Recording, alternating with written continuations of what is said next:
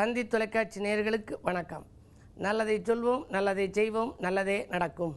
ஒரு வாழ்க்கையில் நல்லது நடக்க வேண்டும் என்று சொன்னால் நல்லதை சொல்ல வேண்டும், நல்லதை செய்ய வேண்டும். அந்த அடிப்படையில் இன்றைக்கு 13/11/2016 ஞாயிற்றுக்கிழமை அசுவதி நட்சத்திரம் இரவு 6:54 வரை, பிறகு பரணி நட்சத்திரம். இன்றைக்கு பௌர்ணமி கிரிவலம் வர வேண்டிய நாள். சதுர்த்தி திதி இரவு 10:16 வரை இருக்கிறது. அதற்கு பின்னாலே பௌர்ணமி வந்துவிடுகிறது. அதே நேரத்தில் நாளை இரவு 7:55 வரை தான் பௌர்ணமி திதி இருக்கிறது. இரவு பௌர்ணமியை நாம் கொண்டாடுகின்ற பொழுது பலன்கள் நமக்கு அதிகமாக கிடைக்கும். அந்த அடிப்படையில் தான் நாங்கள் எல்லாம் செட்டிநாட்டு பௌர்ணமி கிரிவலத்தை இரவு நேரத்தில் வருகிற அந்த பௌர்ணமி திதியை தான் கொண்டாடுவது வழக்கம். அந்த அடிப்படையில் இன்றைக்கு கிரிவலம் என்னுடைய தலைமையிலே 235வது மாதமாக செட்டிநாட்டு பகுதியிலே இருக்கிற பிரபலமான மலைகள் 4ஐயும் நாங்கள் சுற்றி வருவோம். எங்களோடு சுமார் ஆயிரக்கணக்கான மக்கள் பக்தர்கள் எல்லாம் வருவார்கள். ஆனைமிக பெருமான் சன்னதியிலே தொடங்கி தபசுமலையிலே நாங்கள் அந்த கிரிவலத்தை முடிப்போம். இன்றைக்கு நாம் எதை சொல்கிறோமோ அது அப்படியே நல்ல பலன்கள் நமக்கு கொடுக்குமா. இறைவனுடைய திருநாமத்தை இன்று ஒரு முறை உச்சரித்தால் 1000 முறை உச்சரித்ததற்கு சமம். குறிப்பாக ஆனைமிக பெருமானை வழிபட்டுவிட்டு முருகப்பெருமானை வழிபட்டுவிட்டு சிவன் புகழை பாடிக்கொண்டு செல்ல வேண்டும். இதற்கென்றே நமச்சிவாய மந்திரத்தை நாம் எத்தனை முறை சொன்னாலும் நமக்கு நல்ல பலன் கிடைக்கும்.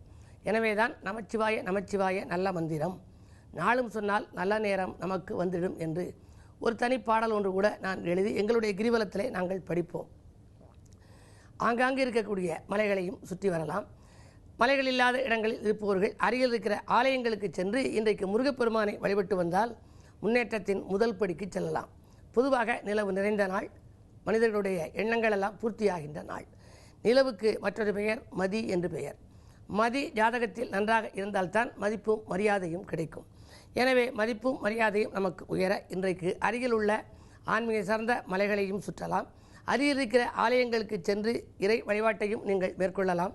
மாலையில் செய்யும் இறை வழிபாடு உங்களுக்கு மகத்துவத்தை கொடுக்கும் என்று சொல்லி இன்றைக்கு நான் உங்களுக்கு சொல்லுகிற ஒரு நல்ல கருத்து.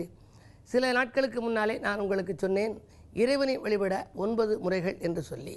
முதலிலே ஒரு 2 முறை சிரவணம் என்பது பற்றி சொன்னேன். பிறகு கீர்த்தனம். இறைவனுடைய புகழை பாடுவதற்கு பெயர் கீர்த்தனம்.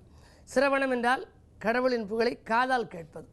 ஒரு இடத்துக்கு போய் ஒரு சொற்பொழிவை நம்ம கேட்குறோம். அப்படி கேட்கின்ற பொழுது இறைவனுடைய நாமங்களை ஏதாவது ஒரு கதாகாலட்சேபம் கேட்குறோம், அல்லது ஏதாவது ஒரு தெய்வத்தினுடைய பக்தி பாடல்களை கேட்குறோம். அப்படி கேட்கறதுனால வரக்கூடிய புண்ணியம் சிரவணம் என்று பெயர். நாமளே புகழை பாடுவது இறைவனுடைய புகழ், அது கீர்த்தனம். முருகப்பெருமானே அருணகிரிநாதரை பார்த்தபோது அருணகிரிநாத பெருமானை நீ பாடுன்னு சொன்னார். அருணகிரிநாத பெருமான் நான் எதை பற்றி பாடுவேன், எப்படி பாடுவேன்னு கேட்டார். கேட்ட உடனே முருகப்பெருமான் காட்சி இருந்தவர் சொன்னார். முதல் அடி எடுத்து கொடுத்தார். முத்து என்று முதல் வார்த்தை வருவது போல ஒரு அடி எடுத்து கொடுத்தார்.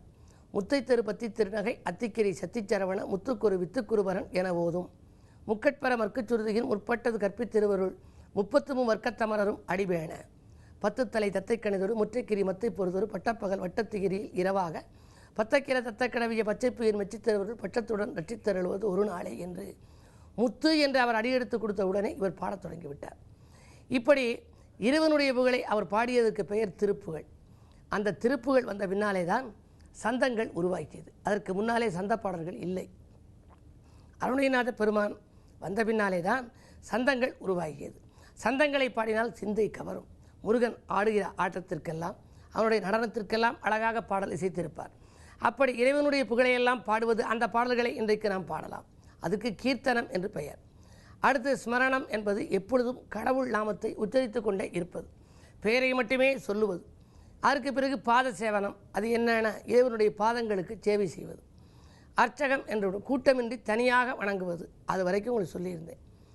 அதற்கு பின்னாலே வந்தனம், கீழே விழுந்து நமஸ்காரம் செய்வதற்கு பெயர் வந்தனம். வந்தனம் என்பது உங்களுக்கெல்லாம் தெரியும். ஒரு நாடகம் நடந்துச்சு அப்படின்னா வந்தோடனே வந்தனம் வந்தனம் என்று சொல்லுவார்கள். வந்தனம் என்றால் வணக்கம் என்று பொருள். கீழே தரையிலே விழுந்து பஞ்சாங்க நமஸ்காரம் அஷ்டாங்க நமஸ்காரம் செய்வதற்கு பெயர் வந்தனம். இறைவனை கீழே விழுந்து வணங்குதல். அதற்கு அடுத்து காசியம் என்று பெயர். தாசியம் என்றால் இறைவனுக்கு தொண்டு செய்வது. எப்படி ராமருக்கு அனுமன் தொண்டு செஞ்சார் இல்லையா, அது மாதிரி நாம் இறைவனுக்கு தொண்டு செய்வதற்கு பெயர் தாசியம். அதன் வழியாக அப்படி தொண்டு செய்வதன் மூலமாக நமக்கு இறைவனுடைய அருள் கிடைக்குமா. இப்போ கோயிலுக்கு போகிறோம், எங்கள் கோயிலில் இருக்கக்கூடிய செடி கொடிகள் எல்லாம் இருக்கும். போகிற வழிகளிலே கல்லெல்லாம் இருக்குன்னு வச்சுங்க, பக்தர்களுக்கு இடையூறு இல்லாமல் இருக்க அதையெல்லாம் புனிதப்படுத்தலாம். கல்லையெல்லாம் எடுத்து தூக்கி போடலாம். நல்ல கோவிலுக்கான உபகாரங்கள் எதை வேண்டுமானாலும் செய்யலாம். அப்படி தொண்டு செய்வது. அதற்கு பிறகு சாக்கியம்னு ஒன்று. அர்ஜுனன் போல இறைவனை நண்பனாக்கி கொள்வது. இறைவனை நண்பனாக்கி கொள்வது ரொம்ப அரிது. அர்ஜுனன் கண்ணனையே நண்பனாக்கி கொண்டார். அப்படி ஆக்கி கொண்டு வழிபாடு செய்வது. அதற்கு அடுத்தது தான் ஆத்ம நிவேதனம். இறைவனுக்கே உரியது இந்த ஆத்மா என்று சரணடைவது. அது முதிர்ந்த நிலை. இப்படி 9 வழிகளில் இறைவனை நாம் வழிபடலாமா? இன்றைக்கு நமக்கெல்லாம் ஒத்து வர்றது நாம சங்கீர்த்தனம், இறைவனுடைய புகழை பாடுவது. இன்றைக்கு நீங்கள் வழியிலே செல்கின்ற பொழுதெல்லாம் ஆனைமுக பெருமான் சன்னதிக்கு போகிறீங்களா? ஆனைமுகனை பார்க்காமல் இருக்க முடியுமா? அவன் அருள் இல்லாமல் வாழ்க்கையினை நடத்த முடியுமான்னு படிக்கலாம். கற்பகமூர்த்தி, ஐயா கற்பகமூர்த்தி, கனவுகளை நனவாக்கும் கற்பகமூர்த்தி. திசை நடந்துவிட்டால் கற்பகமூர்த்தி, நீ கேட்டதெல்லாம் தந்திடுவாய் கற்பகமூர்த்தி. ஏது திசை நடந்தாலும் கற்பகமூர்த்தி, நீ இனிய வரம் தந்திடுவாய் கற்பகமூர்த்தி என்றெல்லாம் பாடல் இருக்கிறது. இதுபோன்ற பாடல்களை எல்லாம் பாடிக்கொண்டு நாம சங்கீர்த்தனங்களை செய்து கொண்டு வந்தால் இன்றைய நாள் இனிய நாளாக ஆவது மட்டுமல்ல, உங்களுடைய வாழ்க்கையும் மிகச் சிறப்பாக அமையும். பௌர்ணமி அன்றைக்கு நீங்கள் அருகிலுள்ள ஆலயத்திற்கு சென்று இறைவன் புகழ் பாடுங்கள். இனிய வாழ்க்கை உங்களுக்கு அமையும் என்று சொல்லி இன்றைய ராசிபலன்களை இப்பொழுது உங்களுக்கு வழங்கப் போகின்றேன். மேசராசி நேயர்களே, மாற்று கருத்துரையோர் மனம் மாறுகின்ற நாள். இன்றைக்கு மகிழ்ச்சியான சம்பவங்கள் இல்லத்திலே நடக்கும். பயணங்களால் உங்களுக்கு பலன் கிடைக்கும். ஜென்மத்திலே சந்திரன் உலா வருகிறார். சுகங்களும் சந்தோஷங்களும் கிடைக்கும். வரவு திருப்திகரமாக இருக்கிறது. அலைபேசி வழி தகவல் அதிகாலையிலேயே உங்களுக்கு உற்சாகம் தருவதாக அமையப் போகின்றது. ரிஷபராசி நேயர்களே, குருவின் பார்வை பலம் உங்களுக்கு கை கொடுக்கிறது. விலகிச் சென்றவர்கள் விரும்பி வந்து சேர்வார்கள். வியாபார நோக்கத்தோடு பழகியவர்களும் விலகுவார்கள். வீடு மாற்ற சிந்தனைகள் மேலோங்கும். தொழிலில் நல்ல வளர்ச்சி கூடும். சுபகாரிய பேச்சுக்கள் நல்ல முடிவுக்கு வரும். அரசியல் மற்றும் பொதுநலத்தில் இருப்பவர்களுக்கு புகழ் கூடும் நாள் இந்த நாள். மிதுனராசி நேயர்களே, வருமானம் திருப்தி தரும் நாள். வரன்கள் வாயில் தேடி வரப்போகிறது. சுக்கிரபலம் நன்றாக இருப்பதால் ஆடை ஆபரண சேர்க்கை உண்டு. பயணங்களால் பலன் கிடைக்கும். புதிய வாகனங்கள் வாங்கும் எண்ணம் மேலோங்கும். வாங்கல் கொடுக்கல்கள் ஒழுங்காகும் நல்ல நாள் இந்த நாள். கடகராசி நேயர்களே, நினைத்ததை முடித்து நிம்மதி காணும் நாள். நிகழ்கால தேவைகள் உங்களுக்கு பூர்த்தியாகும். நீண்ட நாள் நோயிலிருந்து நீங்கள் நிவாரணம் பெறுவீர்கள். விரயங்களை சமாளிக்க போதுமான வரவு உங்களுக்கு வந்து கொண்டே இருக்கும். தொழில் மாற்ற சிந்தனை மேலோங்கலாம். இன்றைக்கு தொலைதூரத்திலிருந்து வரும் தகவல் நல்ல தகவலாகவே இருக்கும். சிம்மராசி நேயர்களே, உங்களுக்கெல்லாம் நெருக்கடிகள் அகலும் நாள். நீண்ட நாளைய கனவு நனவாகப் போகிறது. வருமானம் போதுமானதாக இருக்கும். சுப செலவுகள் அதிகரிக்கும். வாங்கல் கொடுக்கல்களில் கொஞ்சம் தீவிரம் காட்டுவீர்கள். மாற்று மருத்துவத்தால் உடல்நலத்தை சீராக்கிக் கொண்டு மகிழ்ச்சியை வரவழைத்துக் கொள்வீர்கள். கன்னிராசி நேயர்களே, உங்களுக்கு சந்திராஷ்டமம். எதை செய்தாலும் யோசித்து செய்வது நல்லது. விமர்சனங்களால் விரிசல்கள் ஏற்படலாம். மறைமுக எதிர்ப்பு கூடுதலாகவே இருக்கும். அது மட்டுமல்ல, மனக்குழப்பமும் அதிகரிக்கும். இதை செய்வோமா அதை செய்வோமா என்று சிந்திப்பீர்கள். நினைத்ததை முடிக்க வேண்டுமானால், இந்த நிகழ்கால தேவைகள் பூர்த்தியாக வேண்டுமானால் மலைவலம் வருவது நல்லது. துலாம் ராசி நேயர்களே, வருமானம் திருப்தி தரும் நாள். வாழ்க்கை தேவைகள் பூர்த்தியாகும். வாகனம் வாங்குவதிலே கவனம் செலுத்துவீர்கள். விரயங்கள் கூடுதலாக இருந்தாலும் கூட வீட்டிற்கு தேவையான பொருட்களை வாங்குவதிலே அதிக கவனம் செலுத்துவீர்கள். உத்தியோக மாற்றங்கள் உறுதியாகலாம். அலைபேசி வழி தகவல் அனுகூலமாக இருக்கும். அரசியல் மற்றும் பொறுப்பில் இருப்பவர்களுக்கு திடீரென பெரிய பொறுப்புகள் வந்து சேரும் சூழ்நிலை இருக்கிறது. இந்த நாள் இனிய நாளாக அமையும். விருச்சிக ராசி நேயர்களே, விஐபிக்களின் சந்திப்பு கிடைத்து விருப்பங்கள் நிறைவேறும் நாள். தெய்வ அனுகூலம் உங்களுக்கு அதிகமாகவே இருக்கிறது. இன்றைக்கு தெய்வப்பற்றோடு நீங்கள் மலைவலம் வருவது மகத்துவத்தை உங்களுக்கு கொடுக்கும். தொட்ட காரியங்களில் வெற்றி கிடைக்கும். தொழிலுக்கு தேவையான மூலதனங்கள் வந்து சேரும். தொகை கேட்ட இடத்தில் உங்களுக்கு கிடைக்கும். மாமன் மைத்துன வழியில் ஏற்பட்ட மனக்கலக்கங்கள் அகலும். சேமிப்பு உயரும். வருங்கால நலன்கருதி நீங்கள் எடுத்த முயற்சிகளில் எல்லாம் உங்களுக்கு வெற்றி கிடைக்கும். இந்த நாள் உங்களுக்கு ஒரு இனிய நாள். வரும் தொலைபேசி வழி தகவல் வளர்ச்சி தருவதாகவே இருக்கும். தனுசு ராசி நேயர்களே, உங்களுக்கு சொத்துக்களால் லாபம் கிடைக்கும் நாள். சொந்தங்களாலும் உங்களுக்கு லாபம் உண்டு.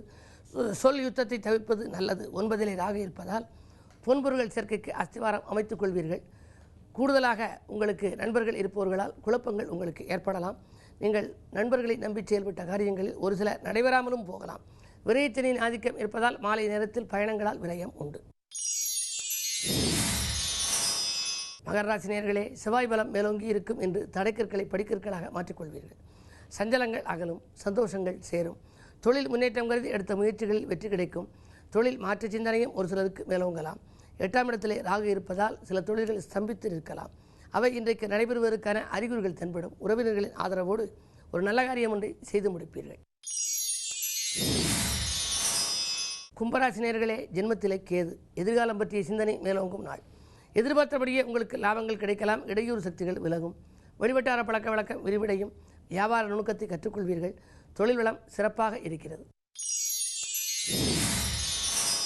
மீனராசி நேயர்களே, வருமானம் பெருகி வளர்ச்சி கூடும் நாள். உறவினர்கள் பகை மாறும். உற்சாகம் உங்களுக்கு கூடும். உணவு கட்டுப்பாட்டை நீங்கள் மேற்கொள்வது நல்லது. குருவின் பார்வை அருளால் உங்களுக்கு குழப்பங்கள் எல்லாம் தீரப்போகின்றது. குழந்தைகள் நலன்கருதி எடுத்த முயற்சிகளில் வெற்றி கிடைக்கும். திருமண தடைகள் அகலும்.